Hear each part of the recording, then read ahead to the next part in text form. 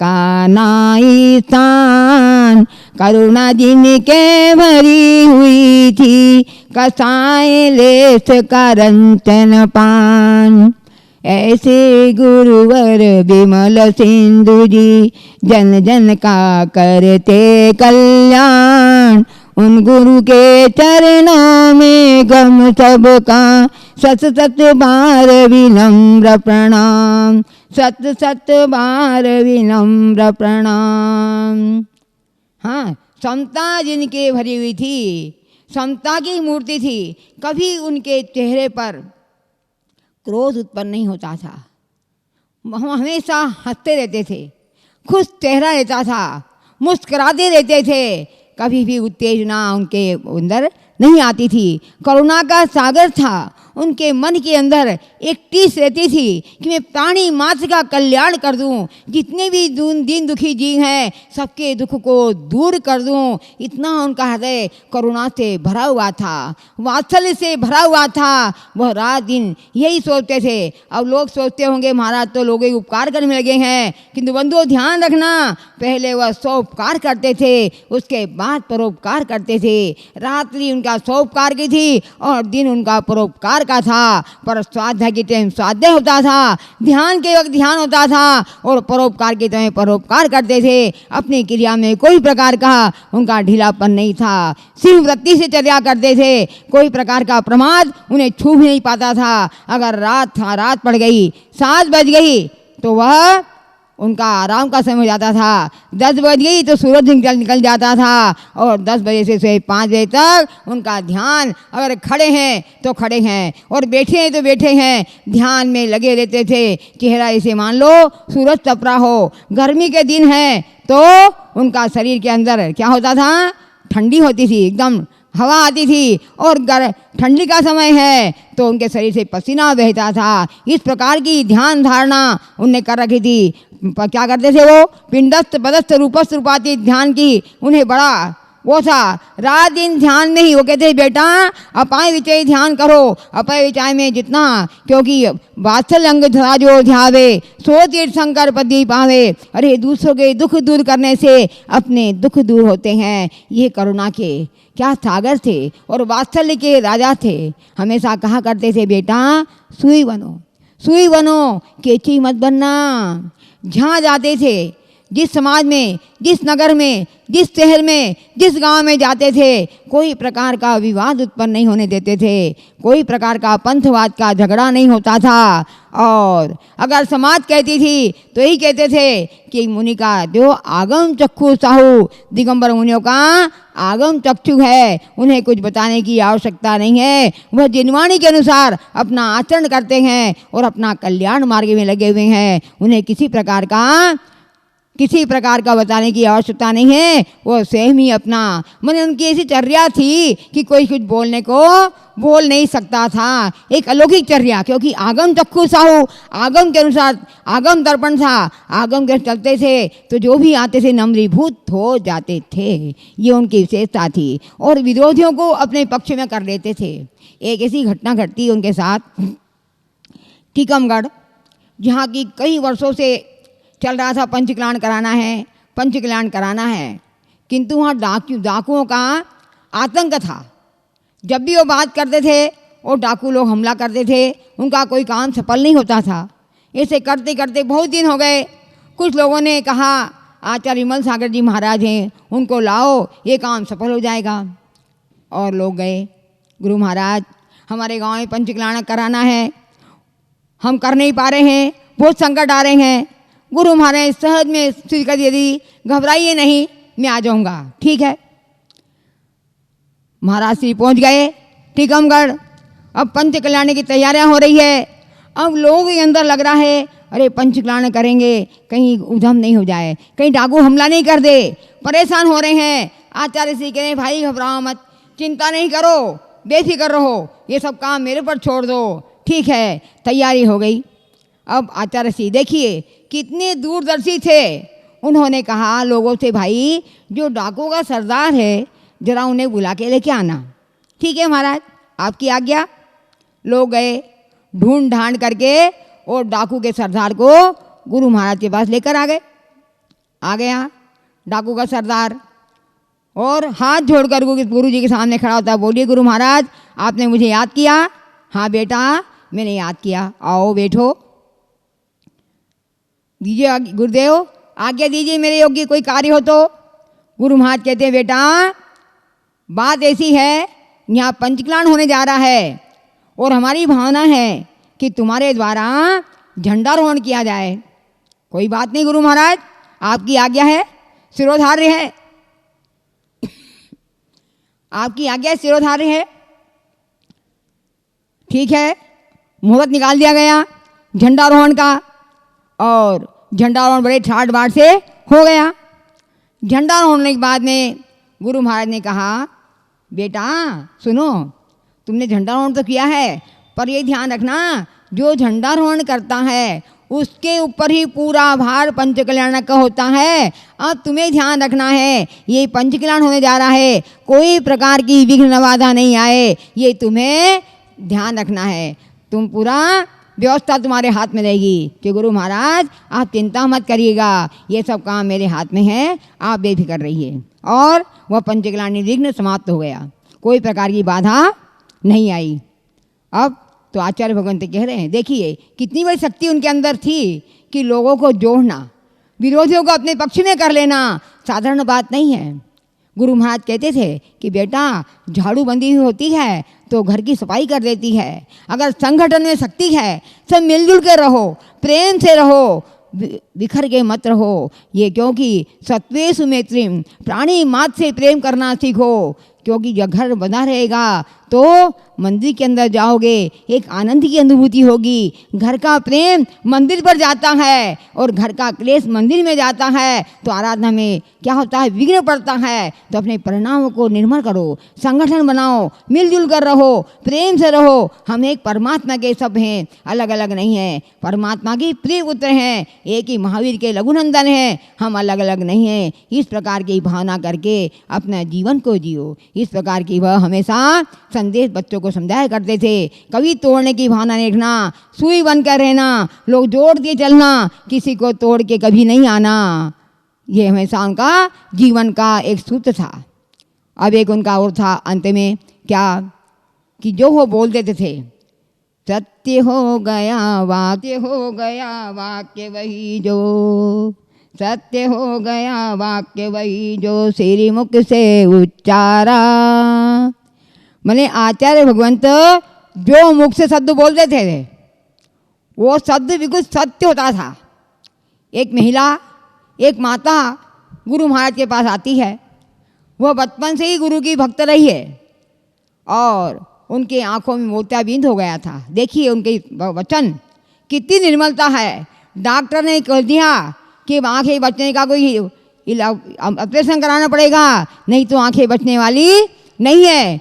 14 number निकाल दिए और महिला कहती है, महाराज मैं ऑपरेशन नहीं कराऊंगी, आप जानो, आपका काम जाने। और गुरु महाराज ने कहा, जा बेटा, जब तक तू जिंदी है तुझे ऑपरेशन नहीं कराना पड़ेगा, तेरी आंखें ठीक रहेगी। और बंधुओं, वह माता अंत तक समाधि मरण कर जाती है, आर्यका बनती है, आर्यका बन करके समाधि मरण करती है, पर अंत तक अपने पाठ पूजा सब करती रही, आंखों के अंदर कोई प्रकार का विकार पैदा नहीं हुआ। यह गुरुवाणी का प्रभाव जो उनने बोल दिया वह अटल सत्य हुआ।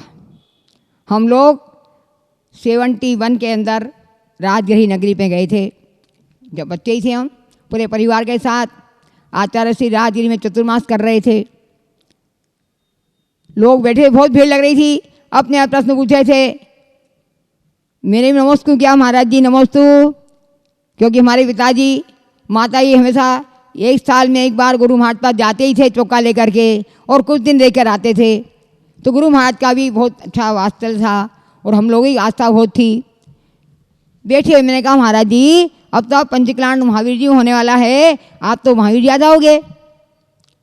गुरु महाराज देखिए क्या कहते हैं, बेटा ब्रह्मचारी सूरजमल जी आया था, परंतु मैं पंचकल्याणक में नहीं आऊँगा। मैं क्यों नहीं आओगे आप, इतना पास में जो बुलाने आया तो आना चाहिए आपको, हमारे ही पास पड़ जाएगा, आप तो बहुत दूर हो आप। नहीं नहीं, सुन, ध्यान से सुनो, जो पंच कल्याणक होगा उसका झंडारोहण हुआ है वो उल्टा हो गया। और ये पंच कल्याणक के अंदर एक बड़े आचार्य की समाधि होगी, इसलिए मैं महावीर जी पंच कल्याणक में आने वाला नहीं हूँ। और वही हुआ महावीर जी में पंच कल्याणक हुआ और आचार्य शिव सागर जी महाराज की समाधि हुई। उनके वचन कहाँ से सब कुछ समझ में नहीं आया। जो वचन बोलते थे उन्हें पहले ही कई दिनों पहले आभास हो जाता था कि ऐसा होना है। थोड़ी देर रुक कर मैं कहा महाराज जी फिरोजाबाद पंचकल्याण होगा, वहाँ जाओगे? क्योंकि वो छदामी लाल जी मूर्ति बना रहे हैं। आचार्य श्री क्या कहते हैं, अरे बेटा वो छदामी लाल जी मूर्ति बना रहे हैं, वो मूर्ति अशुभ है और छदामी का पंचकल्याणक नहीं कराएगा, उसका मर्डर हो जाएगा। वो पंचकल्याणक मूर्ति अशुभ है, उसमें ये बता रहे हैं ऐसे बैठे इस वक्त ऐसे इंसान है, ऐसा निशान है। और मैंने कहा महाराज जी आप ऐसे बता रहे हो, आपको दिख रहा है क्या? तो बोले कि हाँ मुझे दिख रहा है। मैं कहा मुझे ही बता दो। बोले पगली है, मैं बताता हूँ सुन ध्यान से कि बेटा मुझे 1400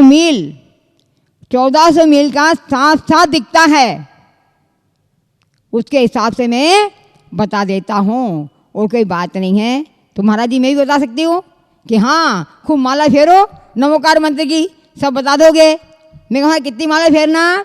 वो कहते थे अपने शास्त्रों में लिखा है कि 8,08,08,808 बार जो नमोकार मंत्र का जाप करता है उसके सब काम सिद्ध हो जाते हैं। मैंने पूछ लिया पलट करके कि गुरु महाराज जी आपने कर लिए? बोले बेटा मैं करता रहता हूँ 24 घंटे, अब हुए नहीं मुझे नहीं मालूम, पर बचपन से आज तक मेरा आराध्य मंत्र नमोकार मंत्र ही है और तू भी मेरा आशीर्वाद है, तू भी नमोकार मंत्र जपा कर। तो कहने का तात्पर्य क्या है कि आचार्य श्री की वाणी इतनी मतलब स्पष्ट होती थी, जो उनके मुख से वाक्य निकल गया वह पूरा ही होता था, कभी अधूरा होता नहीं था। तो बंधुओं आज हम आचार्य भगवंत को याद कर रहे हैं। याद करने का मात्र इतना ही नहीं है कि याद कर लिया, जय जयकारा कर लिया, किंतु उनके चरण चिन्हों पर चलकर और अपने जीवन को हम भी सार्थक करें, उनके ऐसी निर्मलता हमारे अंदर लाएं, उनके ऐसी जोड़ने की शक्ति हमारे अंदर लाएं, उनके ऐसी क्षमा हमारे अंदर लाएं, उनके समता हमारे अंदर लाएं, उनका आचरण हमारे अंदर लाएं, तब तो वास्तव में उनका नाम लेना हमारे लिए सार्थक है। मात्र हम आचार्य विमल सागर जी की बड़ी बड़ी बात कर करके और वहीं छोड़ देते हैं, उससे जीवन सार्थक होने वाला नहीं है।